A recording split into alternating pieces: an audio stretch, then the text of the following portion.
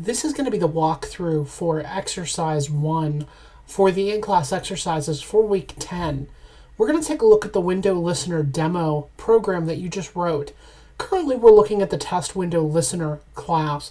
The whole purpose of this class, of course, you see it's the main method, so of course this is the program, is to call the window that we created using the window listener demo class that we wrote. All this class does is create the window, set the size to 300 by 300, and set the visibility to true. So essentially it instantiates the window that we created, instantiates a window object, sets the size of that window, and makes it visible. We're not going to spend a whole lot of time here. Where I'd like to spend most of our time is in the window listener demo class. I'm going to go ahead and start this application and let it run for a moment. It's going to create our window, which appears up here in the right hand corner. You'll see that the window, you'll see two things in the output screen here, window activated and window open. I'm going to click on this and you're going to see window deactivated. Let's take a look at the class to see what it does. First, you'll notice that we are importing the Java X.Swing. Again, because this class extends the JFrame class, JFrame comes from Swing, so we need to import that. You see we have the Java Abstract, or the AWT library, which is the Abstract Window Toolkit. You'll notice that there is a warning next to it, and it is because it is unused. I have a template set up for all of my windowed classes that I create that I don't necessarily use in class, but I do use at home. And this happened to be one of the classes that it brought in. You don't have to have it in here. You're free to remove it if you like. It's not going to impact the application. The third import statement that I have is the Abstract Window Toolkit Events Library.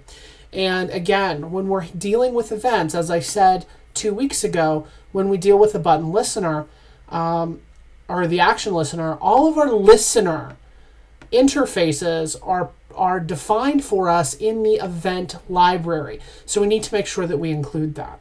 You'll notice here that right in the top, we're implementing the window listener. Again, when you want to handle window events, you have to implement the window listener. The issue becomes that there are 7 different event handling methods, all of which have to be handled. Let's take a look at what they do. When we have window activated, remember that's the window coming into the foreground. Window opened is when that window is first created and made available to the user. Window deactivated happens, as you saw, when that window goes into the background. When I clicked on our NetBeans window here, the window listener demo went into the background. Okay, it got pushed behind, and you can see that here on my screen. When that window got pushed to the back, we saw that deactivated. If I click on the window listener again, that calls the activated method, or that throws the activated event, and we can see that by looking in the output down here at the bottom of our screen. If I minimize this window, and again, remember, I'm using a Mac, so it's going to look a little different. If I minimize this window, and we scroll down here, we get the window iconified. Now the window's gone down here in my dock, and it's actually down over here in the right-hand corner towards the bottom, because it's the way the Windows, or the OS X dock works is everything I lay out shows up from the left-hand side, moves to the right, and then everything that's just running because it's running shows up on the left, or on the right-hand side. We'll see that it has been iconified. Iconified essentially is what we think of when we think of minimized. When we click on it again, it will be restored, and that is essentially de-iconified. Now remember, restored and maximized are two very different things. I just want to point that out. When we close the window, you will see the closing. We don't see the closed method because of the set default closed operation. I'm gonna comment that out for a moment. And let's see if we see the window closed method as well. I'm gonna go ahead and close this again. And we see window closing and window deactivated, but we don't see window closed. And again, the window wasn't closed because It wasn't destroyed, it was simply hidden. And it will be reactivated when it is unhidden. Let's see if we can alter this a bit in order to hide that. In order to not just hide that, but let's see. We don't want to exit on close. We want to. Let's look here.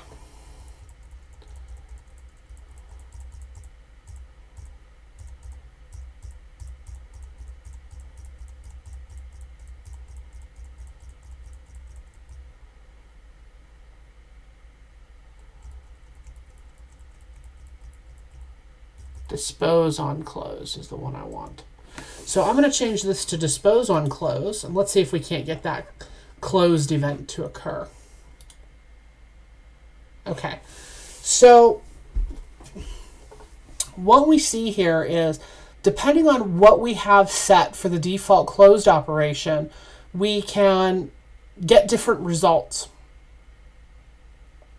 Sometimes the window closed event won't even be thrown if the application exits when you close the window.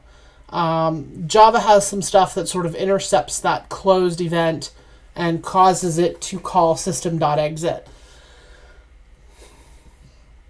However, if we want to keep the application running after a window is closed, we can grab that closed event and do something with it. Maybe we manually tell it to system.exit. Maybe we do something else.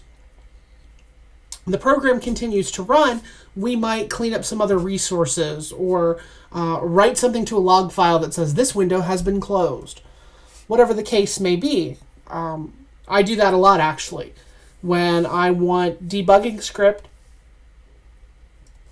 in an application I write, particularly if it's a windowed application, or maybe I'm just tracking what the user's doing in the system. Maybe they've opened a window that contains some information, and I want to know how long that information was on their screen. As long as closing the window doesn't end the application, I could actually grab that closed event and write something out to a text file, maybe. Useful for auditing. Keep in mind, though, that your default closed operation will affect whether you see the window closed method or the window closed event or not.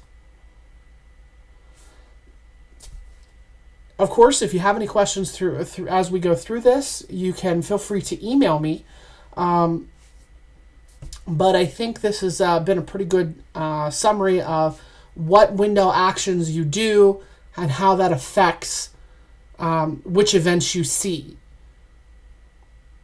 And a lot of these event classes that we're going to be writing today, the whole purpose of them is to just show you when those events occur, especially with mouse and window events. We're more worried about when the events occur than we are, and when you can handle them, than we are worried about what you can do with them, or what you might want to do with them. I think that as you find yourself faced with problems, knowing that you have this at your disposal, the when to use it will reveal itself in the problems that you encounter as a programmer.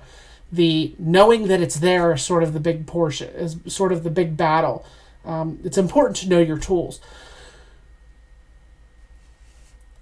So again, and with this and with the mouse events, you'll find that we're more worried. Our test programs are going to be focused more on the what is available, when do these events happen, than really when would you use them.